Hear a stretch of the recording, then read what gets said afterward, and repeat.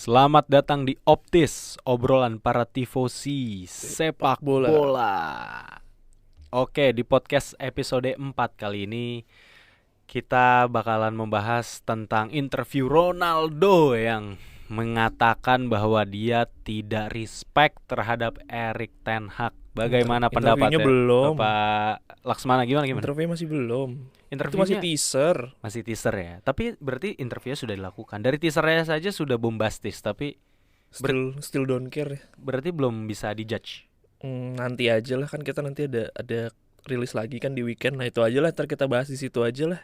Wah, Nggak- boleh sih. nggak Boleh, penting buat gue Ronaldo lah. Tapi karena kita roots Italia, membahas Ronaldo sepertinya masih bisa kita Masih, sambung-sambungin karena masih, dia ex masih. pemain Serie A ya. Pemain Gue Juventus. lebih peduli ini GWS buat Dragowski yang semalam kakinya patah. Oh. Bapak nggak nonton pasti. Saya kan pundit Serie A banget. Waduh. Jadi dia tuh udah dimasukin di timnas Polandia dan unfortunately karena kakinya patah ya sudah pasti timnas Polandia kipernya sisa 2. Oke, Mr. Dragowski. GWS Mr. Dragowski. Get well soon, Mr. Dragowski. Aduh, kasihan saya nonton soalnya kakinya bengkok. Aduh, sayang ngilu nontonnya. Aduh, kenapa saya tidak nge-research dulu dari Memang. sebelum Bapak ini? kan emang anti research. Kalau Saya- saya kan datang duduk di sini udah Oh, sebagai kalau- pundit. Kalau saya hanya Beda pundit sebagai- profesional sama pundit Saya- cuma bisa setup doang. mah. saya pandit. Ya, Aduh, saya cuma bisa setting-setting alat-alat doang nih, Pak. sudah lah. Saya semalam itu nonton pertandingannya Milan Oh, yang habis gosok voucher. Iya, sambil saya nyambi-nyambi nonton F1 gitu ya. Sambil nyambi-nyambi saya ngerjain kerjaan tipis-tipis gitu. Ya tapi minggu ini ya di saat nanti ada Piala Dunia ya, maksudnya pertandingan terakhir Serie A sih buat gue sangat melengkapi ya. Soalnya kelihatan banget semua pemain udah pada capek, semua pemain udah fokusnya udah nggak di situ, ibarat kata badannya di situ tapi hatinya udah nggak di situ lagi gitu loh. Kelihatan sih. Kelihatan banyak yang kepeleset kok di midweek sama di weekend kemarin, banyak yang kehilangan fokus ya, biarpun Iya. tim-tim gede ya masih nemuin performancenya lah ya, kayak Juve, Milan, Napoli. Milan menemukan performanya. Ya, at least- Apa buntu begitu Ya at least semalam? 3 Aduh. 3 poin at the end of the day ya. Ya, Ya iya 3 sih. poin still 3 poin lah ya. Ya. Ya biarpun gosok voucher ya, Gosok tapi ya voucher, sudah lah. Pak, asli Napoli itu. juga di kemarin udah unggul 3-0 malah nyaris jadi 3 sama karena kehilangan fokus. Emang pemainnya udah nggak di situ. Udah nggak di situ ya. Udah nggak di situ feeling. Tapi jadi seru gitu ditonton. Terus tim kesayangan kita akhirnya kalah dengan Salernitana kalah dengan Monza. Tapi Monza juga tim favorit gua soalnya. Monza itu tim favorit saya. Iya. Berlusconi. Kalau saya Rafael Palladino, saya Saya kan kan- saya jatuh cinta sama Palladino. Tapi ya seru sih. Minggu ini gue nonton cukup banyak pertandingan ya, jadi lumayan menarik. Saya kan mendukung Berlusconi. Saya kan antek-antek Berlusconi nih, fans Milan. Hmm. Oke, jadi apa yang mau kita bahas hari ini adalah pelengkap dari janji kita di minggu lalu, Bapak. Di mana kita akan membahas masih pejuang Eropa, Oh iya. betul. namun di UEFA Europa League. Sisa siapa sih? Di UEFA Europa League Langsung itu aja ada. mau Conference League juga kan ada 3 kan? Iya, boleh. Jadi di UEFA Europa League dulu ya. Hmm. Itu ada Juventus, ada AS Roma. Mm-mm. Lalu di UEFA Conference League itu ada Lazio. Yang kemarin katanya ini liga apa? Liga sampah. Liga sampah katanya. Tapi yang ngomong siapa tuh? Presiden klubnya Lazio sama Oh, ya tak diamini pikir- sama Maurizio Sarri juga. Ternyata ada ini ya, andilnya pelatih kesukaannya Bapak ya. Iya, ya memang mesti diakui kan ada friksi antara tim ibu kota ya. Jadi yang satu merasa bahwa oh kita menang Eropa, lo tim lu mana gitu. Yang satu merasa apaan lo Eropa sampah gitu. Eropa kaleng. Iya, gitu. Eropa kaleng tier 3. Ya, Aduh. ya gitulah. Piala kaleng yang sebenarnya itu adalah piala yang saya terima ketika saya minggu lalu bermain trofeo, Pak. Itu tim kami tidak membobol gawang lawan sama sekali tapi dapat trofi. Nah, itu baru trofi kaleng. Itu definisi trofi kaleng, teman-teman. Saya ulang ya. Jadi ada Juventus, AS Roma di UEFA Europa League. Lalu ada Fiorentina yang kemarin dikalahkan oleh Milan dengan gosokan voucher Oh hoki. iya, Fiorentina ya. Dan SS Lazio. Oke. Fiorentina di Conference League ya. Iya, benar. Oke, Bapak Laksmana, klub kesayangan kita semua Juventus. Enggak sih. Saya Gua- rasa Juventus Even buat bercandaan juga gue gak mau bilang iya lagi. Aduh, Pak, enggak gini Pak. Kayaknya kita Juventus ini kayaknya kena tulah gitu. Kayaknya dia ngedengerin podcast ini atau mungkin Ya, berbenah. dia ngelihat ini ya, ngelihat poster podcast kita yang memang penuh pertanyaan gitu, yang mengatakan bahwa si Nyonya Tua yang mulai renta. Tapi sepertinya Juventus ini mulai menemukan entah kepercayaan diri atau form untuk ya Kalau form saya menang-menang bisa jawab tidak. tipis. Kalau untuk form saya bisa jawab tentu tidak, karena saya menonton setiap pertandingannya Juventus. Jadi saya adalah musuh dalam selimut yang sesungguhnya. Saya Oke. tipikal, saya nggak senang sama orangnya, tapi ya saya perhatiin untuk saya kapan saya tusuk gitu. Jadi Oh. ya sampai pertandingan terakhir pun juga, biarpun semua udah pada ngomong lah 6 kali clean sheet lah, terus kemenangan yang menjanjikan, itu semua yang itu orang-orang yang ngomong emang nggak nonton sih lebih tepatnya. Waduh, bentar Pak, mic saya jatuh Pak. Aduh, mic saya jatuh. Bentar. Aduh, ayo wae. Waduh, maaf, ada insiden mic jatuh, Bapak Laksmana. Aduh. Emang podcaster pecicilan tuh gini. Ya, bukan saya lah. Ya udah. Tadi sampai Juventus Ya, masih Bapak tidak setuju bahwa Juventus menemukan form terbaiknya. intinya sampai saat ini belum lah. Ya definisi form terbaiknya kalau emang cuma asal menang aja sih, ya berarti Juventus memang cuma segitu ya. Cuman menurut gue Juventus yang gue tahu ya Juventus yang mendominasi ini sama sekali tidak mendominasi, mirip sama kayak lawan Inter. First half bener-bener diobok-obok. Cuman permasalahannya emang Sarri ya dari dulu sama tim-tim yang bermain pragmatis gitu, taktikalnya defending bener-bener ya mati. Terus juga Immobile ternyata kan juga masih belum ada ya sampai saat ini. Jadi nggak ada bola atas mati karena kan pakainya dia false nine kan. Iya, belum ada bola-bola ajaib dari Immobile ya, yang dia tiba-tiba nerima terobosan terus bisa soalnya Immobile kan juga masih cedera, jadi kan dia manfaatin si Felipe Anderson, jadi posisinya mirip sama kayak Dries Mertens dulu di Napoli. Oh iya, jadi, kebayang. Jadi ya bener-bener mati. Tapi biarpun gitu first half ya Lazio mendominasi persis kayak lawan Inter, babak kedua baru mulai nemuin formnya, terus mulai main counter attack, gol pertama kecolongan udah bubar gitu. Tapi 3-0 Pak skor akhir ya Pak. Itu bukan ya sesuatu yang tidak menjanjikan, bukan skor yang nggak menjanjikan gitu. Kecuali Milan Fiorentina kemarin gosokan voucher itu kan. Gimana ini menurut Bapak? Ya menurut lo terakhir yang lawan Inter itu menjanjikan nggak? Enggak sih, iya gue ngerti sih. Itu menurut gue kalau dibilang hal yang seperti itu adalah sesuatu yang menjanjikan, perkembangan permainan, menurut gue ini masih Juventus yang sama dengan Juventus di awal musim, mainnya masih belum nemuin formnya, tapi ya ketolong karena ada kesalahan di tim lawan.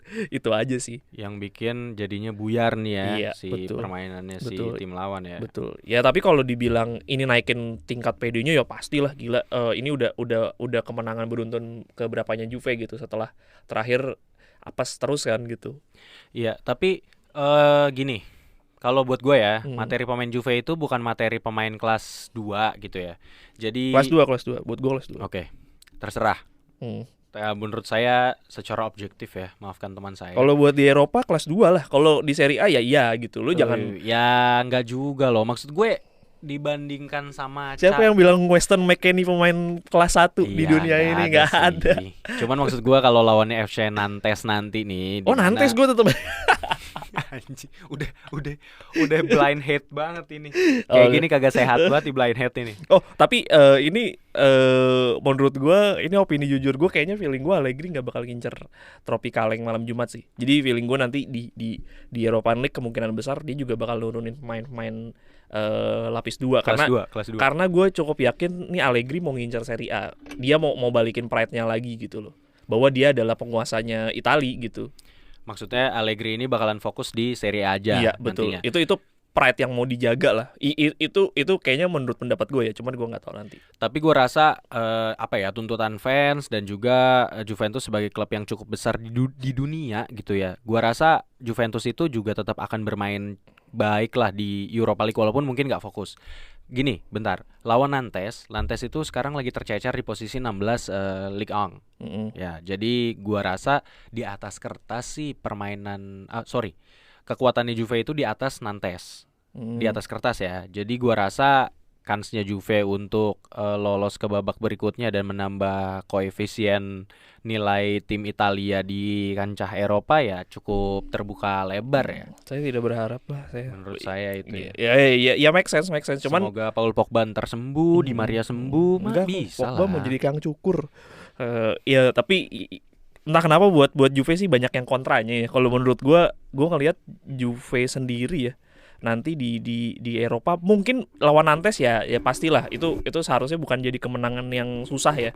Tapi kan terakhir saya nonton lawan Maccabi Haifa sih ya begitu ya. Iya sih. Tapi ya enggak, di luar hal itu sih gue ngelihat ya harusnya oke lah. Cuman kalau tadi lo bilang tuntutan para fans, harusnya kalau dia mendengarkan kata fans sih Allegri udah nggak ada di Juve ya. tapi kan fans nggak selalu ngebayar gajinya Allegri yang nunggak ya. Bukan nunggak apa nombok.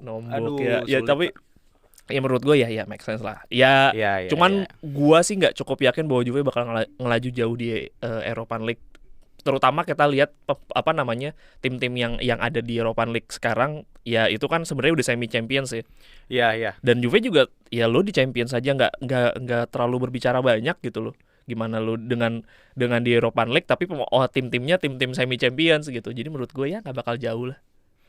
Nggak bakal jauh. Dan tergantung kocokan juga sih. Kebayang ya, tergantung kocokan. Ya tapi sebagai seorang tifosi yang berharap tim Italia masih bisa tetap dapat jatah banyak di Serie A ya, for the sake of that gue berharap Juventus bisa melaju sejauh-jauhnya. Walaupun untuk juara gue rasa agak berat gitu ya. Juara pun juga nggak apa-apa. Ntar kan yang juara antar para champions kan bisa ketemu sama Napoli. Kan Napoli juara champions. Sotoy mau ngaminin tapi nggak mungkin. Agak optimisme buta ya. Nggak. Tapi bisa aja. Gue sih gini, kalau untuk Napoli gue berharap bisa ngelihat fairy tale kayak gitu loh. Jadi emang drama-drama seperti ini tuh gue rasa butuh lah. Kalau Napoli emang bisa juara Champions, gue rasa kayak Leicester juara Premier League aja gitu. Jadi emang seru aja gitu. Tapi sulit. It's a tale to tell gitu. Ya, tapi sulit. Jadi begitulah buat Juventus ya. Ya tapi ini pasti sih orang kayaknya kalau nggak denger gue kayak udah anti Juve banget ya. Tapi ya secara jujur gue bisa bilang sih Europa League sih Juve nggak bakal bisa jalan jauh ya. Cuman kalau untuk Serie A gue jadi bisa melihat bahwa Juve ya at least kayaknya dia masuk ke 8 besar musim ini sih. Ya Juve kemungkinan ketemunya lagi kalau lolos lawan Nantes ya masih ada Bayer Leverkusen, Monaco, Ajax, Union Berlin. Iya sih lagi ngegigit juga ya. Masih. Sporting, Midtjylland ini, Shakhtar Donetsk, Rennes, Roma, Salzburg. Oh Salzburg masuk ya. Salzburg ini kan kemarin di Champions gugur ya untungnya. Iya, makanya banyak banget gitu. Udah semi champions lah sebenarnya ini. Iya sih, sebenarnya menarik banget ini sebenarnya si Europa League ini juga. Yep. Oke, tim berikutnya adalah AS Roma. Sebenarnya ada kawan kita Faisal, Ical ya, menginginkan kita untuk membahas Mourinho katanya. Cal, dengerin nih Cal nih, gue bahas nih Cal.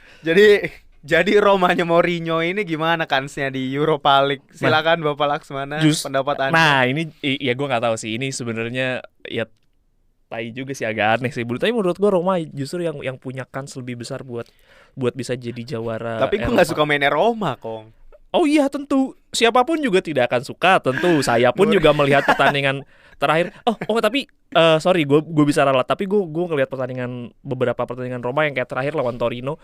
Itu sebenarnya hal utama yang mesti dijadikan topik adalah sebenarnya ini Roma nggak punya pemain yang bisa mengkonversi peluang menjadi gol. Jadi ini udah bukan Mourinho yang biasa gue lihat sih sebenarnya di beberapa pertandingan terakhir. Mourinho yang sekarang itu lebih coba main ke depan gitu loh. Aliran bolanya udah lebih banyak ke depan, tapi entah kenapa putus aja gitu di depan gitu. Nah, kalau balik lagi ngomongin di kansnya di Eropa, ya Mourinho punya segudang pengalaman di Eropa lah. Iya, tapi soal pemain ini gue setuju sih. Dybala cedera kan ya. Tammy Abraham nggak klinikal sama sekali. Entah kenapa mainnya kehilangan sentuhannya banget. Gini, gue setuju sama coach kesayangan kita dan pundit kesayangan kita, Coach Justin. Ini apa namanya? Dia bilang Dewa. dia bilang gini, ini gue setuju sih. Gue ngeliat pemain bagus apa enggak itu dari sentuhan pertamanya. Nah, Tammy Abraham ini berantakan banget, bro. Sentuhan pertamanya. Maksud gue, padahal dia itu nggak yang terlalu ditekan sama lawan juga nih. Tapi sentuhan pertamanya tuh jelek banget gitu. Entah bolanya jauh lah, entah nggak bisa dikontrol dengan baik buat dia dribbling lagi. Terus juga dia visinya juga jelek, nyari passing atau mau digimanain tuh bola ketika di kakinya dia. Positioningnya juga hancur. Aneh sih. Aneh banget. Ya berarti ini kalau lo lihat sampai sekarang yang jadi starter terus-terusan Tammy Abraham, berarti udah bisa kita ambil kesimpulan memang stok pemain yang dimiliki Mourinho memang ancur-ancuran. Padahal kalau dilihat kan sebenarnya ada Belotti gitu di situ. Berarti Belotti pun juga masih belum jadi pemain andalan gitu yang bisa dilihat di latihan ataupun di belakang gitu, bahwa ini Belotti menjanjikan gitu buat ditaruh starter. Iya, gue setuju sih, karena pelatih juga kan ngelihat dari sisi training ya. Iya, bukan cuma masalah orang dalam doang gitu loh. Iya, benar-benar. Ya Romanya Mourinho ya, tapi untuk melaju di kompetisi-kompetisi yang sistemnya gugur gini mah bisa-bisa aja sih. Iya, makanya ini pengalamannya Mourinho lah yang berbicara lah. Betul sih, karena ya Roma juga statusnya sebagai juara Conference League sekarang naik satu tingkat ke tingkat yang lebih tinggi di Europa League ya. Justru gue lebih percaya diri at least kayaknya quarter final sih Roma sih bisa sampai situ ya. Tadinya gue mau jagoin Roma sebagai juara Europa League buat musim ini, tapi melihat tim-tim yang masuk ternyata dari Champions sangat banyak yang bagus. Ada, jadi gue saya ini aja berharap yang terbaik aja, jadi saya menutup mulut saya untuk benar-benar itu. Bentar, ini di UEFA Europa League tuh klub-klub yang buangan dari Champions League ada Barcelona, MU, Ajax. MU enggak dong? MU dari sorry, maaf teman-teman. Barcelona, Ajax Amsterdam, Salzburg, terus ada Leverkusen ya? Leverkusen ya, betul. Leverkusen. Ya, itulah yang gua tahu main di Liga Champions ya. Maaf nih tidak hafal, tidak mau buka contekan juga nih. Jadi emang kansnya Roma untuk bisa menuju puncak nih berliku-liku sekali ya. Iya, ya cukup berat lah ya, bebannya cukup berat, tapi menurut gue kayaknya. Tapi Roma itu bisa untuk melaju ke babak selanjutnya kalau dalam tanda kutip berbenah nih Rang. Dia betul. Beli pemain, ya mungkin Mourinho dengan segala kehebatannya dia untuk manajemennya ya. Manajemennya dia kan bagus, maksudnya mungkin bisa lah Mourinho membuat Tammy Abraham ini kembali ke top performance. Biarpun memang PR pertamanya langsung lawan Salzburg kan. Yang notabene juga Salzburg juga bukan tim yang bisa diremehkan juga gitu loh. Salzburg mainnya gigit banget sih. Dari musim ke musim sih Salzburg gue lihat Salzburg yang kita omongin Salzburgnya si ini kan Benjamin Sesko kan. Aduh sulit ya. Salzburgnya ini Pak Minamino. Salzburgnya Austria kan? Austria. Salzburgnya yang di sini tuh kan memang yang jadi masalah itu banyak banget stok pemain muda yang sebenarnya sih dibilang experience juga inexperience sebenarnya. Salzburgnya Haaland enggak sih? Salzburgnya Haaland, Salzburgnya Benjamin Sesko, ya itu yang banyak menghasilkan pemain-pemain muda berbakat gitu loh. Tapi ya di luar dari itu semua ya mereka punya kompetensi skill yang cukup mumpuni, biarpun memang dibilang punya experience yang enggak juga gitu. Ya gua rasa di Januari pasti AS Roma nih berbenah. Ini menarik ditunggu. Yang pertama apalagi harus cabut kan sebenarnya kan Rick Karsdorp ya, yang kemarin udah diomongin sama Mourinho. Telak banget. Kalau kata Ical itu harusnya Panucci itu yang diomongin. Itu telak banget sih si Karsdorp, itu kasihan juga sih. Ya, dia punya keluarga loh. Iya, tapi memang Mourinho dengan hair dryer treatment ini memang selalu seperti itu, punya. Iya sih, Mourinho tuh memang punya reputasi. Ya itu untuk nunjukin supremasinya juga gitu loh. Kalau dia nggak gitu mungkin bisa jadi 15 pemain yang lain yang dia sebutin bisa jadi ngenyek ke dia juga. Iya benar. Gua tahu Mourinho kayak gini tuh ya, ini baca berita ya, gua nggak terlalu ngikutin dia waktu di Porto, tapi Victor Baia legenda klub aja bisa dicadangin gitu. Iya. Ya, Iker Casillas. Oh iya. Kita semua tahu lah historinya Jose Mourinho dengan hair dryer treatmentnya gitu loh. Iya benar. Itulah Mourinho menurut gua. Ya untuk menunjukkan supremasinya dia. Sekarang gini deh. gua sebagai orang yang nggak punya pengalaman di lapangan hijau, terus gue dipaksa untuk jadi manajer. Kalau gue jadi pemain gue bisa dengan gampang, emang lo main bola bisa gitu. Mourinho kan basicnya Iya, bukan benar. pemain bola juga kan. Benar, bukan pemain Ya bola. untuk nunjukin hebat. supremasinya memang butuh hal-hal yang seperti itu. Ya gue the bossnya, I'm the boss. Iya sih. Ya I'm tapi the itu one and only, I'm special one ya. tapi itulah Mourinho ya, Itu dengan Mourinho segala gitu. kontroversinya, dengan segala permainan membosankannya, tapi ya entah kenapa kadang trofi itu bisa jadi jaminan buat Mourinho gitu ya, dalam tanda kutip, walaupun nggak selalu. Iya, Tapi Roma, Mourinho Roma belum udah pernah berapa kalah di Roma final, tuh ya, udah berapa hebat puluh tahun nggak megang trofi. Iya sih, iya benar sih. Itu aja, Akhirnya itu aja UEFA pembuktian. Conference League nih. Ya Ya trofi- sebenci-bencinya gue sama Mourinho ya itu omongan yang nggak bisa dibantain. Di musim Iya, pertama langsung dapat Conference League. trofi yang seru sih. Betul, betul, betul. Orang mau bilang itu kasta ketiga, ada kok tim-tim besar lain yang main di Conference League dan gak juara. Itu aja sih. Benar. Ya udah, gitu aja sih. As simple as that. Betul, betul, betul. As simple as that aja. Ya gue juga lupa sih tim-timnya siapa aja. Cuman Iya, ya nggak cuma Roma doang gitu. Pasti ada tim-tim Ya tapi papan tengah lain. Tapi ini sih Rang apa? Oh enggak bro, Conference League tuh kemarin seru, ada Leicester, ada West Ham, ada gue lupa klub Belanda ya. PSV. PSV. Iya kan? Gue sih to be honest gue nggak terlalu apal. Gue Tapi nggak terlalu hafal ya. tapi pada intinya kan. Oh Frankfurt Pak, Frankfurt juga Oh ya. ada di situ waktu musim lalu tuh. Iya jadi maksud gue ya. Iya malah seru ya. Iya. Kayak apa ya? Kayak ibaratnya justru di Conference League ini kayak liga mahasiswa kok menurut gua. Di mana tim-tim ini bermain tanpa beban, ya udah habis-habisan aja, yang penting main Eropa nih Iya. gitu. Iya. Dan pemain-pemainnya juga kayak punya motivasi lebih untuk memberikan pembuktian bahwa ya gue juga bisa main di level yang lebih tinggi nih gitu. Iya, Lihat dan, nih gitu. Iya dan maksudnya ini juga kan kelihatan kan. Maksudnya scouting juga pada ngelihat gitu loh. Iya benar-benar sih, itu nggak bisa dipungkiri sih. Iya. It's still a professional thing. Jadi pasti dilirik lah. Dan pemain-pemain juga punya motivasi lebih ya. Karena banyak lah motivasinya ya, dipanggil Piala Dunia, gajinya naik, apa segala macam. Ini menurut gue masih jadi pembuktian lah. Lu mau ngomong piala sampah lah. Tapi terakhir dengan permainannya Mourinho yang tidak terlalu atraktif ini, menurut lo ya masih bisa lah ya memberikan perlawanan ya? Masih bisa, apalagi kan waktunya panjang ya, masih sampai Februari kan. Jadi Mourinho juga bisa bebenah, bisa cari apa namanya tambal sulam pemain-pemain yang dianggap gak kompeten atau yang kurang menjanjikan di awal musim ini kan. Oke. Nah mungkin ini lu cukup tahu banyak nih. Klub selanjutnya yang akan kita bahas tuh dari Conference League ada SS Lazio lawan CFR Cluj. Gue nggak tahu cara bacanya gimana. CFR Cluj, ya gitulah. Ya gitulah pokoknya. Nah dengan Sarribolnya, ini juga sebenarnya salah satu grup yang paling menarik sih kemarin gue perhatiin di Europa League, karena kemarin dia itu nyaris kelempar karena sebenarnya satu grup itu poinnya setahu gue sampai pertandingan ke-6 itu sama 8 poin setahu gue, cuma masalah beda agresivitas gol, dan Lazio sayangnya harus ke posisi 2 jadi dia kelempar ke Liga Malam Jumat. Yang satunya gitu. Jadi malam Jumat mainnya malam Jumat juga lagi. Jadi itu aneh lah pertandingan grup yang cukup aneh, padahal harusnya di atas kertas sih Lazio punya peluang yang lebih besar, tapi ya udahlah apes.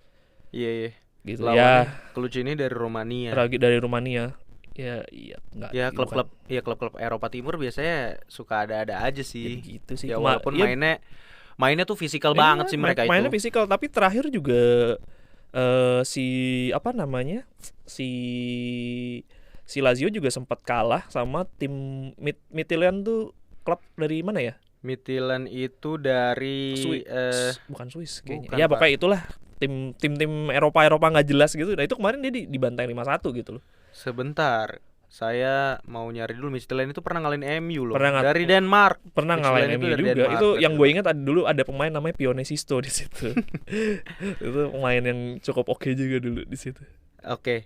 Jadi Lazio, tapi bener sih waktunya tuh panjang sih. Jadi Lazio pasti masih bisa berbenah, nunggu pemain-pemainnya sembuh, kayak Immobile juga bisa ya, salah satu yang link up yang dibutuhin sama Sarri yang kemarin beberapa waktu hilang ya itu tuh. Immobile nggak ada tuh bener-bener keran golnya kayak seret banget. jauh banget karena nggak menurun. ada. Tapi gue berasa sih emang ada satu pemain yang jadi kunci untuk mencetak gol itu tuh penting banget sih. Karena emang kalau nggak ada dia berasa muter-muter gitu. Tapi Kayak gue nontonnya Milan ya. Jadi emang Milan kalau Ya. nggak ada Giroud sama Leao, kalau Leao mainnya jelek, ya udah kadang Ya. timnya juga ikutan jadi aneh, Ya. nggak ada ujungnya gitu. Ya tapi ya hal yang menarik dari Sarri adalah nggak ada Immobile pun juga masih bisa menang kemarin derby apa namanya derby ibu kota Iya, gitu iya loh. benar. Ya. Biarpun dengan skor yang relatif menjengkelkan gitu 1-0, 2-1, 1-0 ya yang kayak gitu-gitulah menang-menang setengah gol gitu kalau kata Mourinho. Tapi itu yang Mourinho bisa persembahkan sama Serie A gitu loh, bahwa dengan pemain yang terbatas dia bisa ngubah strateginya gitu loh. Nggak kayak pelatih ecek-ecek, tau nggak sih lo pemain lo nggak ada ya udah paksainnya main dengan role yang sama di posisi yang sama, ya nggak bakal jalan lah Iya, sampai benar, kiamat. Ini yang menarik sama Sarri gitu. Pemain andalannya cedera, Ciro Immobile, terus dia pasang Felipe Anderson yang notabene attacking midfielder, Attacking midfielder ya, saya dibikin tahu. false nine. Persis kayak posisinya apa namanya Dries Mertens dulu di Napoli, dan sempatlah beberapa kali Insigne ngisi hole di situ. Tapi maksud gue itu Oh iya benar-benar Dries itu- Mertens gitu ya posisinya. itu yang iya, benar-benar. yang Sarri bisa persembahkan sama Serie A itu adalah tactical geniusnya dia gitu loh. Iya, memang fluidity, Wah. tactical fluidity-nya dia itu bagus banget sih menurut gua. Iya, iya. Dia tuh bisa rombak mungkin dalam setengah musim, dia untuk penyesuaian bisa 3-4 kali ganti taktik gitu loh. Ya memang tidak ini Tidak ya, selalu berjalan baik. tidak terlalu berjalan dengan baik, tapi Karena ya itu pengalaman di Napoli kan gitu ya, nggak iya, juara-juara. iya. Awal musim pertamanya di Napoli ya gitu, setengah musim ya struggle nyari taktik yang benar, tapi once udah ketemu performance yang diinginkan ya udah dia akan stick with the plan gitu. Iya. Gitu. Tapi bukan tipikal pelatih yang mudah menyerah dengan ini nggak ada cedera dan nggak ngomong tiba-tiba di di media bahwa coba 8-9 pemain lu cedera lu bisa menang nggak gitu. Kan ada gitu pelatih yang nggak tahu lah siapa Ada namanya. Mas Milano Allegri. Iya. Ya ada yang pelatih kayak gitu, tapi ya Sarri membuktikan bahwa ya udah dengan pemain yang ada ya udah gini yang gue bisa kasih ke lu permainan terbaiknya. Ya benar. Jadi ya tetap dengan Sarri ball-nya, tapi memang dengan rasa yang berbeda aja Iya, gitu betul, ya, dengan pemain yang betul, berbeda. betul. Eksekutornya beda, tapi Betul. tetap roots-nya tuh ada nyawanya ada. Betul. Gue setuju. Nah, habis itu ada Fiorentina lawan Braga Betul. dari Tapi Portugal. kalau yang Lazio sih gue nggak yakin dia bakal jauh ya karena kayaknya presiden klubnya juga malu kali nelan ludah sendiri. Ya, iya sih. Kayaknya Lazio juga Bakal pakai lapis 2 atau lapis 3. iya pelapisnya juga nggak terlalu dalam. Ya Willing gue bakal main cadangan dan ya menang kalah dia kayak udah nggak peduli juga deh. Kayaknya sih. Justru yang menarik sih Fiorentina. Nah, Fiorentina karena di Serie A itu Fiorentina juga lagi agak struggling. Iya. Terus tapi gue nonton Fiorentina main kemarin lawan Milan tuh lumayan gigit, bukan gigit juga ya. Keras aja gitu. Keras, Kayak keras. alot banget. Ya gitu. sebenarnya kalau harus gua bilang ya si Vincenzo Italiano tuh taktiknya juga bukan yang tactical genius juga gitu loh. Dia bukan tipikal tactical genius juga, tapi yang gua suka itu yang pernah gua tonton ya lawan Napoli. Dia itu bisa dia bisa ngelihat lah lawannya siapa gitu loh. Dia bisa menyesuaikan taktik sesuai dengan lawannya gitu. Jadi ya bukan tipikal tim yang bisa kita lihat ya udah lawan Fiorentina doang gitu, udah nggak bisa yang lawan Fiorentina doang, lawan Fiorentina nih gitu. Iya. Jadi sesuatu tim yang menurut gue di musim ini salah satu yang diperhatiin selain ya Fiorentina, Udinese, itu tim-tim yang bisa jadi giant killing juga gitu. Fiorentina menurut gua sangat bisa banget jadi tim giant killing. Gua tuh benci banget kemarin sama si Mandragora itu, Rang. Mandragora itu ternyata ex Juve. iya, pala batu banget dia mainnya. Dia keras banget, kayak nggak ada udel lah gitu, main Iya. lari terus nabrak sana nabrak sini. Nggak ada skill yang gimana sih, tapi semangat juang dan keberaniannya untuk nabraknya itu tuh luar biasa. Ya lini Asli. tengahnya kan sebenarnya lini tengah orang ngotot juga kan Mandragora Iya, sama si iya. Sofyan Amrabat ya. Amrabat iya, Amrabat itu benar-benar kan memang tipikal pemain-pemain Allahu risk taker. Akbar, Itu dua-duanya iya. pemain risk taker semua Kagak itu. takut cedera gitu. Iya. Emang pemain kelas C gini ya. Iya. Gue nggak dipanggil timnas, udah habis-habisan Ya sebenarnya aja. Mandragora sih gue sih ngeliatnya pemain yang menjanjikan, cuman ya skillnya nggak Iya. berkembang aja sih dari Mentok musim ke situ-situ musim. aja gitu. Cuman sebenarnya yang lucu tuh kalau kita lihat dari lini depan ya, sebenarnya lini depannya tuh lini depan yang menjanjikan gitu loh.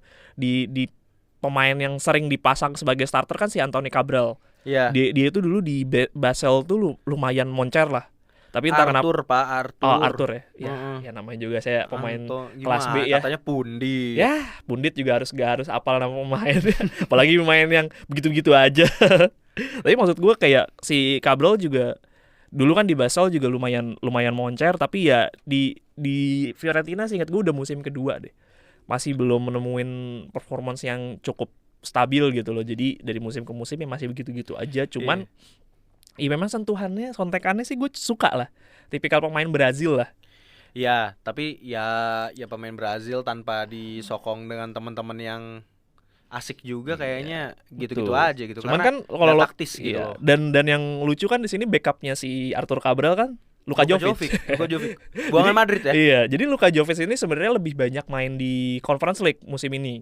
Kalau dilihat dari statistiknya di Conference League juga moncer lumayan sih. Seingat gue kayak mungkin 8 9 gol gitu musim ini. Tapi ya memang bukan jadi pemain yang oke amat sih gitu. Masih struggle lah cari performance-nya dibandingkan dulu dia di Frankfurt ya. Iya. Tapi gue rasa Lazio sama Fiorentina ini bisa banget sih untuk masuk ke semifinal mungkin ya. Gue sih lebih pede. Lazio sih, gue pede Kalau Lazio lo sih. lebih Lazio ya. Kalau gue sih justru lebih pede Fiorentina karena Fiorentina tuh punya pride yang mesti ditunjukin gitu loh, bahwa gue oke lah di Serie A gue mungkin lebih struggle, tapi gue di Eropa ya masa sih gue nggak bisa dapat trofi gitu loh. Ya Lebih tapi ke situ Lazio sih. juga kan gitu, di Serie A dia mau kemana? Ya 4 besar Champions League, ngincer duit. Masuk akal. Iya, masalahnya duit Champions tuh bukan duit yang sedikit gitu loh. Iya bener juga sih. Bener juga, Lazio itu ada di posisi yang lagi kompetitif banget Kompetitif buat ngejar gitu loh. 4 besar lah ya paling Dibandingkan nggak ya. sama Fiorentina yang mungkin akan lebih berat gitu loh perjalanannya. Jadi Iya, menurut gue sih benar-benar. ya, Tapi ya tetap ya tim Eropa ini laga-laga yang dimainkan di level Eropa tuh tetap punya kualitas tersendiri sih. iya betul.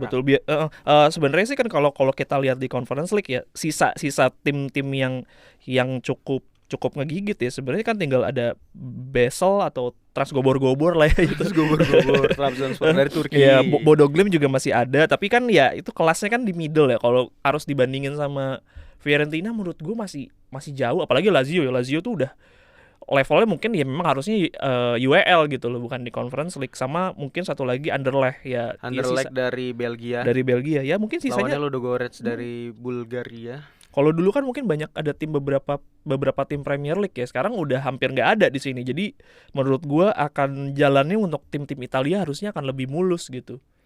Harusnya di atas kertas Di ya. atas kertas harusnya feeling gue menurut tim gua. Serie A ya harusnya ada yang angkat trofi Conference League sih musim ini.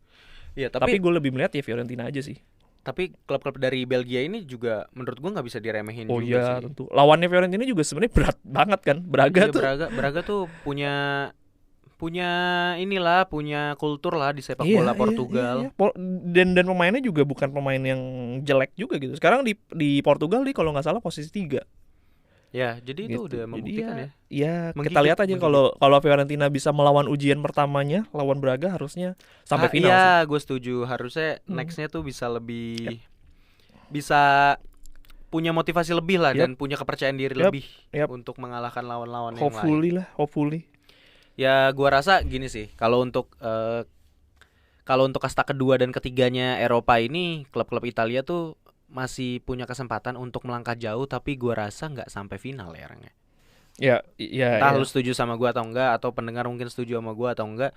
Tapi dengan pembagian tim yang cukup merata gitu ya di Europa League gitu. Merata dalam artian semuanya kompetitif nih gitu. Betul. Semuanya punya materi pemain yang bagus, punya taktikal yang bagus gitu ya, yang punya karakter gitu. Jadi emang sulit juga gitu. Dan faktor luck juga emang ngaruh banget ya. Betul. Masalah pemain cedera, masalah internal apalagi tim. Piala Dunia laknat ini Iya, Piala Dunia yang bermain di kartu turf banget sih Piala Dunia ini yang main di bulan November. Aduh, ampun dah. Ini ngerubah struktur sepak bola Eropa sih, karena bisa dilihat dari tim-tim yang lolos di Champions League, terus juga table di masing-masing liga gitu loh.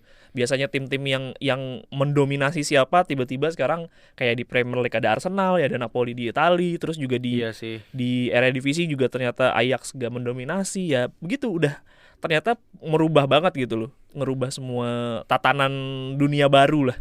Tapi lu setuju gak sih pemain tuh jadi agak takut-takut, Iya, terutama yang punya caps di timnas gitu let's ya, say biasa, yang gue tahu ya, yang langganan sering timnas gue tonton Napoli dengan Zielinski-nya. Zielinski tuh main bapuk banget. Sebulan terakhir nih main kayak nggak berani bentrokan fisik, nggak berani Iyalah, gitu loh. saya Lebih mau main di hati-hati. mau main di Piala Iya, Dunia, iya. kebanggaan. Iya, kayak Lozano juga begitu ya. Jadi kayak ya damn it lah. Tapi Piala Dunia itu memang tetap punya daya tarik tersendiri ya di balik semua kontroversinya. tentu. Kayaknya itu impian semua anak kecil yang Tentu, itu impian semua pesepak pesepak bola profesional ya. Iya sih, gue setuju. Harus diakui gitu, dengan segala ya politiknya ada lah, tetap lah. Iya, buat kita pecinta bola pun Piala Dunia tetap punya daya tarik. Mungkin nggak sebagai pemain tapi sebagai penonton, sebagai mungkin one day bisa jadi jurnalis atau jadi koresponden di sana gitu. Itu pokoknya pengen banget lah kita ada di sana gitu untuk nonton Piala Dunia. Emang punya daya tariknya sih.